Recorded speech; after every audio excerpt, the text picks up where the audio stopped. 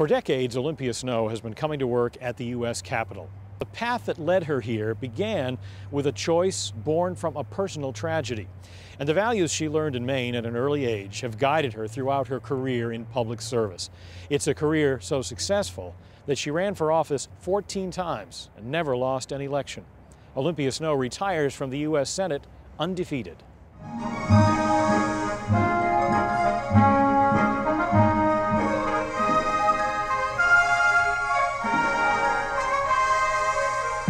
Olympia Snowe, Undefeated, presented by News Center's Pat Callahan. Hello. Really ready for the onslaught, huh? Yes, yes. Any politician looking for votes in Lewiston knows a stop at Simona's is a must. This diner began life a century ago as a hot dog cart serving mill workers. But Olympia Snowe would be dropping by even if she weren't a politician. She has known the Simona's family her whole life as part of the close-knit Greek community here. My father actually started, he came from Greece back in 1908, I think it was, through Ellis Island. Olympia Jean Bouklis was born in Augusta in 1947, the daughter of Greek immigrants George and Georgia Bouklis. In the 1920s, George owned a shoe repair and hat cleaning company on Lisbon Street in Lewiston. He also ran a restaurant in Augusta, and I would sit on customers' laps while my parents were serving customers at the time. So this was sort of our neighborhood anyways, because when we, if you remember, John, when we moved from Augusta, our first home was down here on Lowell Street. Snowe has a lot of happy memories of her childhood in Lewiston as she walks with her older brother John Bouklis and her cousin Georgia Chomas. John and I would walk to church every Sunday. Of course, we stopped in the candy store on the way. There was a candy store right before the church. There was a candy store. There was a fill up pockets. And remember, we used to have to go to a Greek school several afternoons a week. So we would walk down, you know, Main Street down to Lincoln Street. We would practice our Greek on the way down together, so we wouldn't get heck from the priest. Thank you. They all remember the neighborhood as a big family. You know, I learned how to ride my bike from a neighbor. I learned how to tell time from a neighbor. Neighbors would, you know, take you to the beach because we didn't have a car. But not every memory is a happy one. My father worked, he actually died while he was working at that restaurant. He had a heart attack. Snowe was just 9 years old when she suffered the first great loss in her life. My mother became ill with breast cancer. I really don't know how long that struggle was, but I do recall her being in and out of the hospital for, you know, better part of a year, if not more. When her mother died, Olympia was sent to St. Basil's Academy in Garrison, New York, a boarding school owned by the Greek Orthodox Church. Going to St. Basil's, and it was difficult at the age of 9 to be separated from your family, and my father having to make a very difficult decision to send me there. He's now faced, you know, raising 2 children. He, you know, probably wasn't well himself. Kids are pretty, you know, intuitive and also resilient. And so it gave me a gift in many ways, because being at St. Basil's allowed me to develop my own independence. Just a year after her mother's death, her father passed away. Her aunt and uncle became her guardians, and she spent each school year at St. Basil's. When it was time for high school, Olympia decided to return to Maine to attend Edward Little High in Auburn. I made the decision to return home to establish roots again, because it was becoming more difficult returning home and not knowing people and not really having, you know, a place of my own. The next step was the University of Maine to study political science. Snowe's interest in politics may have been sparked years before, sitting on the laps of legislators when she was a little girl. I don't know, I was wondering, did I just absorb all of those discussions at my father's diner in Augusta? Snowe does remember her first real foray into politics.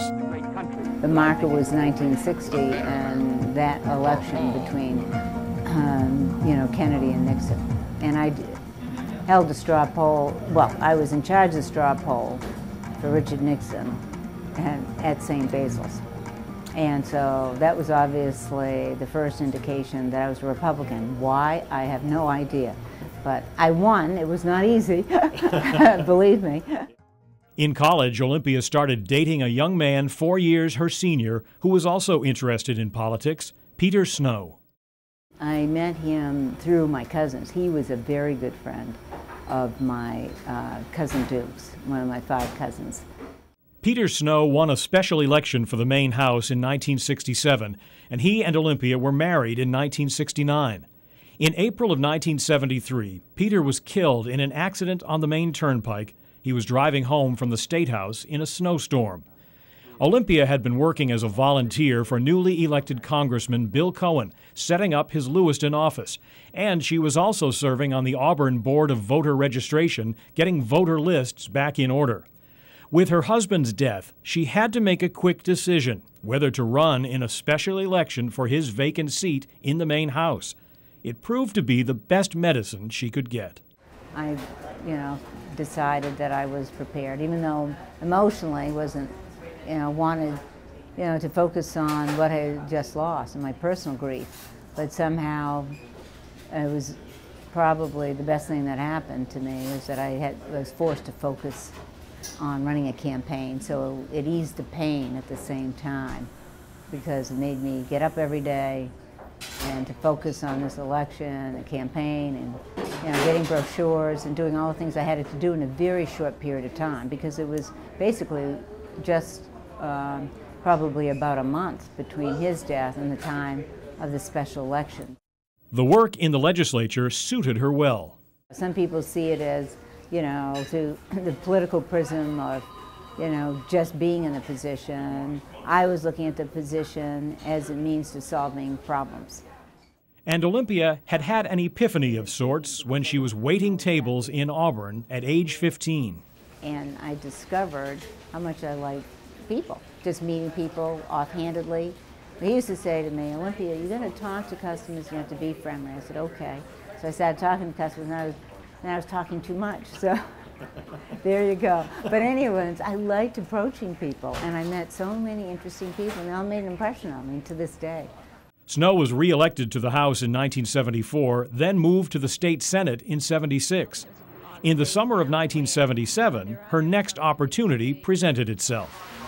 And I was driving early one morning to the legislature, and I heard on the radio that Bill Cohen made an announcement that he was not seeking re-election to the U.S. House of Representatives. Snowe wanted to run for Cohen's 2nd District congressional seat. Remarkably, she didn't even have to face challengers in a primary. Ultimately, the party coalesced around me because they recognized that as a Republican coming from Androscoggin County, serving in the state Senate, that I was well positioned in that congressional district to win.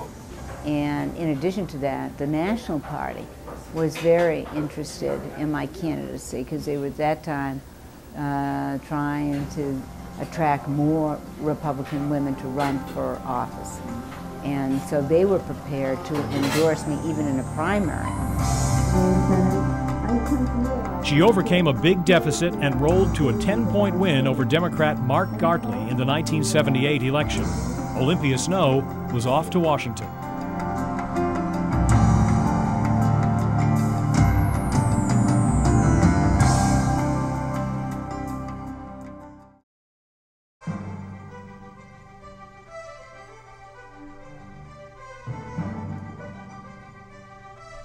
The people of Maine are losing a tireless advocate, and Congress is losing yet another voice of reason and moderation.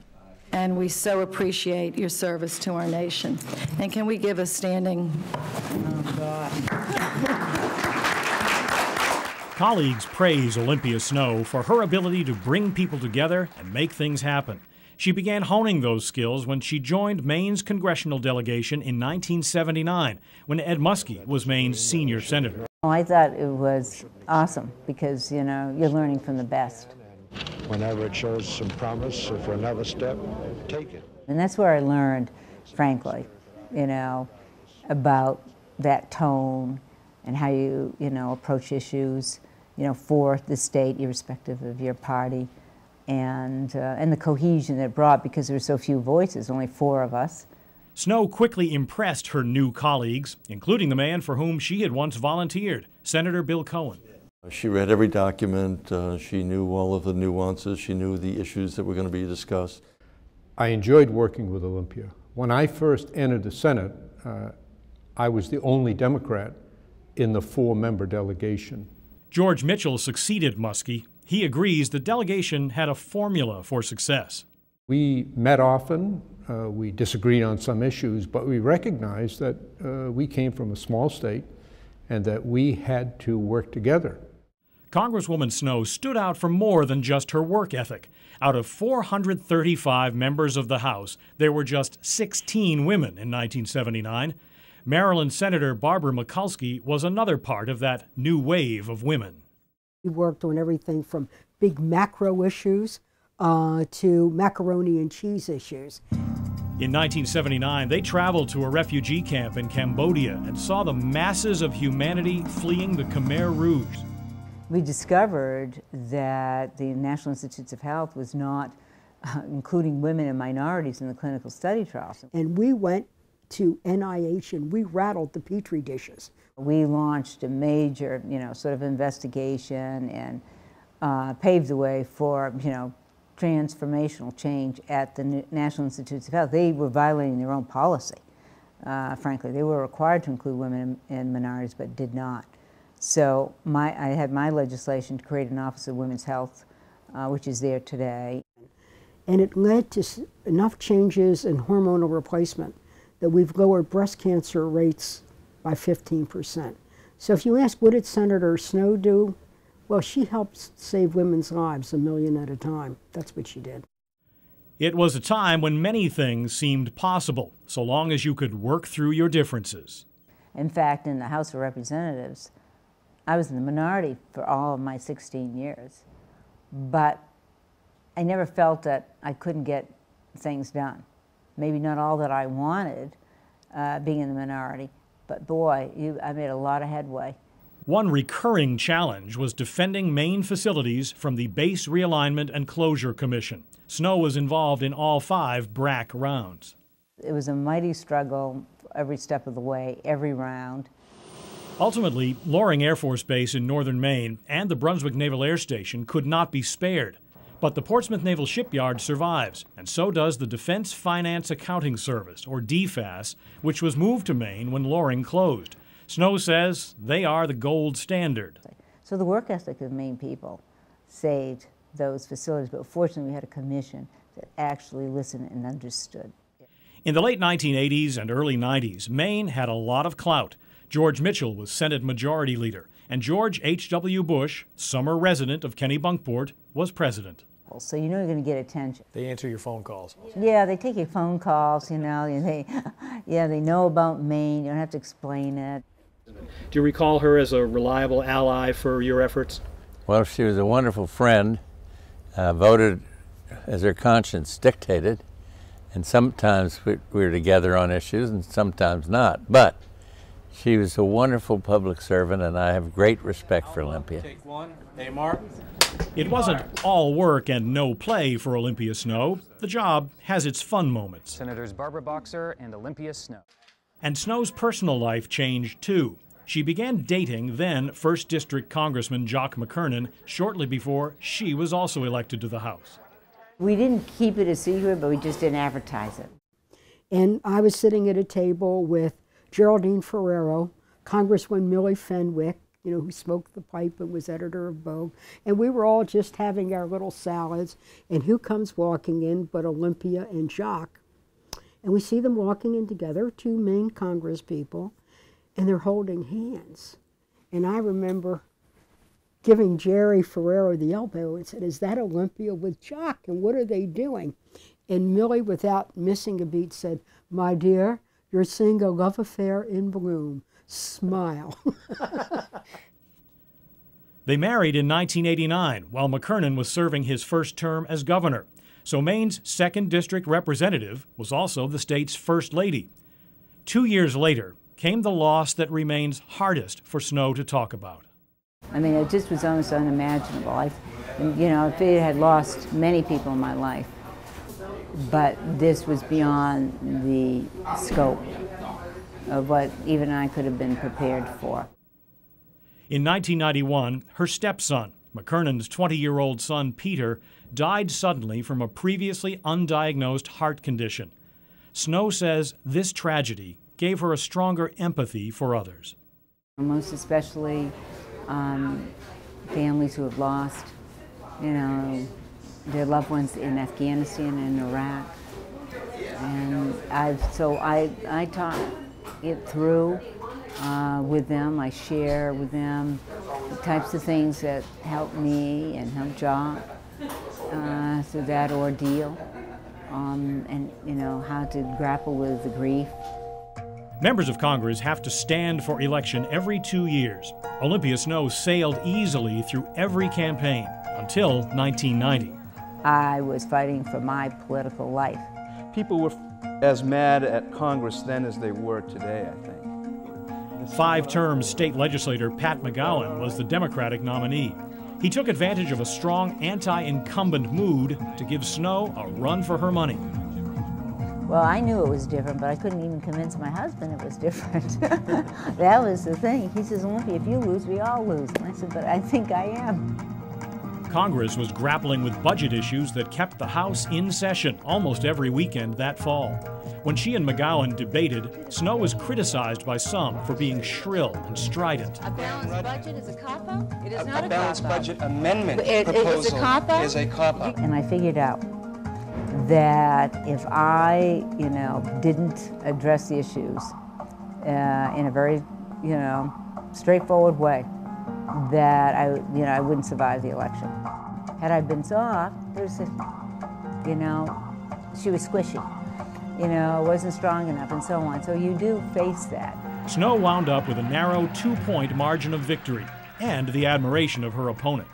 And I also say this, having owned and operated small businesses, and I don't think small businesses will ever know the true impact of her service on the Senate Small Business Committee. They changed a lot of rules. They made the programs accessible and available to thousands and thousands of entrepreneurs. Helping small businesses has been a hallmark of Snowe's work in Washington for 34 years. I can't think of any higher priority than being a megaphone for the 150,000 small businesses in my state of Maine, and of course the more than 30 million small businesses nationwide. She's worked hard to improve the Small Business Administration's programs for small business, to make them more relevant, to make them more user-friendly. Susan Collins, who now becomes Maine's senior senator, has known Olympia Snowe for years, especially since Collins served in Governor McKernan's cabinet. Olympia is very principled and determined. When she is convinced that she is right on an issue, there is no backing her off from her position. But is there a rivalry between what the Washington press calls the sisters from Maine?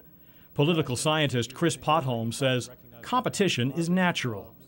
And I've always thought that that was such a key ingredient, starting with Margaret Chase Smith, really. I mean, Ed Muskie came along, he said, I've got to do as well as Margaret, maybe a little better. Bill Cohen, the rivalry with Muskie, I'm going to do better than Big Ed. Mitchell coming along, hey, Cohen, you know, this, I'm going to do that. Perhaps Snowe and Collins are not the closest of friends, but it's clear they have worked well together and respect one another. I think by our very nature that anyone who's in public office is competitive, but I've always treasured the relationship that I've had with Olympia. I will miss her, and I wish she were still here. One area where they shared a high profile was the impeachment of President Bill Clinton. Both bucked their party and voted to acquit the president. You really have to, you know, sort of follow the facts. And, you know, I didn't know where that road was going to take me. In the final analysis, I did vote, you know, against impeachment and what constitute high crimes and misdemeanor. George Mitchell, for one, wasn't surprised by that.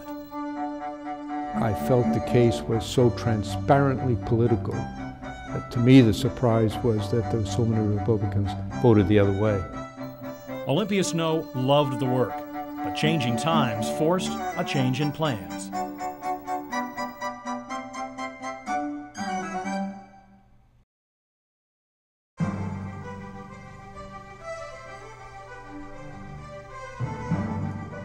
I love Maine. I love the people that have gone to Washington from Maine because they're independent-minded. Washington Post reporter and noted author Bob Woodward has seen the changing times in the nation's capital. Olympia Snowe's right. The gridlock is appalling, and I can understand her frustration, but she was one of the people who would compromise and get her views included in the compromise. Former Senator Bill Cohen says that independence is a major part of Olympia Snowe's success. I think Olympia's been very, very successful in that regard, and I think people, whatever their party affiliation, would look to her and say, she's done a good job, she has weighed the issues, and I might disagree with her on this issue, but she's got my trust. But to some in her party, that virtue had become a liability. For example, the debate over the Affordable Care Act, or Obamacare. Snowe was the key vote to move the legislation from the Finance Committee to the Senate floor. I felt we should give it a chance. I didn't like a lot of things in that bill. It was too big for my liking. Snowe decided in February that it was time to try to change things from the outside. It is time for change in the way we govern. And I believe there are unique opportunities for me to build support for that change from outside the United States Senate.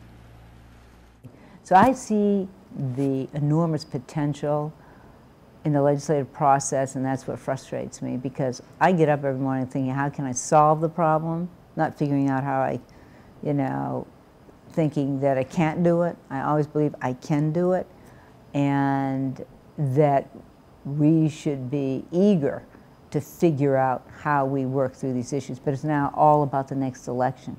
It's all about the politics. It's all about the 30-second ad. Politics has overtaken the policy.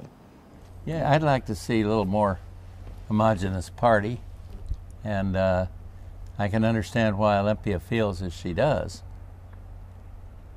Does it trouble you that things have gotten so hyper-partisan? No, nothing troubles me anymore. Troubles me, doesn't trouble him. Does trouble me. How so? Well, because I think you're not going to get anything done if you just don't compromise. Snowe worries about the future. We may be building a whole new culture where people aren't familiar with how you truly legislate. That's a terrible commentary of what's happened to our most important legislative process. NBC newsman Tom Brokaw believes people like Olympia Snowe can change things from the outside. You can do it by exercising, by not writing a check to somebody who comes to you, but mostly by creating a bipartisan coalition that goes down and says, we represent the kind of broad interests of this country. To address that, Snowe has created Olympia's List to support people in public office who are willing to reach across the political aisle. And she's creating a leadership institute to provide mentors to high school girls across Maine.